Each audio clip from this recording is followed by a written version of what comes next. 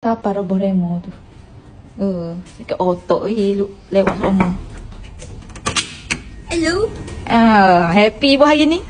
Nanti dulu nak anak koci kedah. Mbak. Adalah pinjam kejap. Hok mai belakang hok anak koci kedah dengan abah. Ni dah. Tablet tak sen nak anak koci kedah dah. Tablet buah ambil ah. Takut ke syado dah.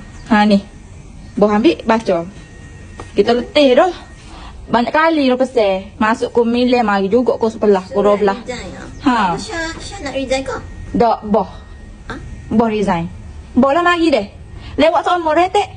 Ni bak apa masuk ni? Kucing aku tu. Waktu bek Waktu bek kucing-kucing tak apalah. Paling kita waktu bek kucing. Boh balik dulu deh. Mbak pun kita kena resign. Dah banyak kali dah. Lebih 4 kali dah ni. Lebih dah 4 kali mari lewat.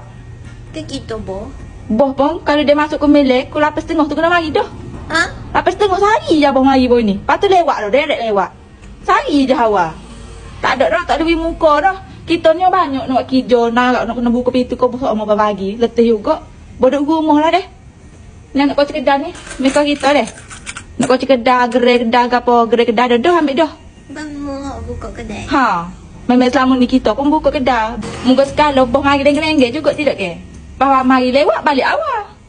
Baik tak payah mari. Tak payah sengih-sengih lah boh. Awak video boh viral kak. Tak boleh maaf dah. Kena balik deh. Apa betul ke? Lah. Apa jadi kedai ni? Tukar dah nama. Baru tukar tadi. Resign dah. Kita nak bagi surat resign ni ke siapa? Tak payah sipeh. Wak kenanya. Tak apa nanti ayat kami ni kita buat jamu lah. Boh besar dah kira boh tak kerja dah sini deh.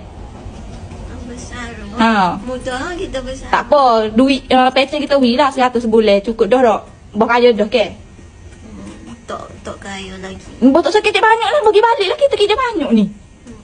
Lagi nak balik lah. Tak kena duduk cokos situ, duk pun boh pergi bekas so. Boh duduk cokos situ.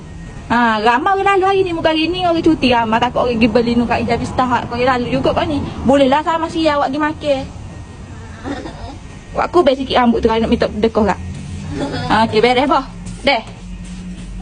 Sengih-sengih. Bercingan lihat kak.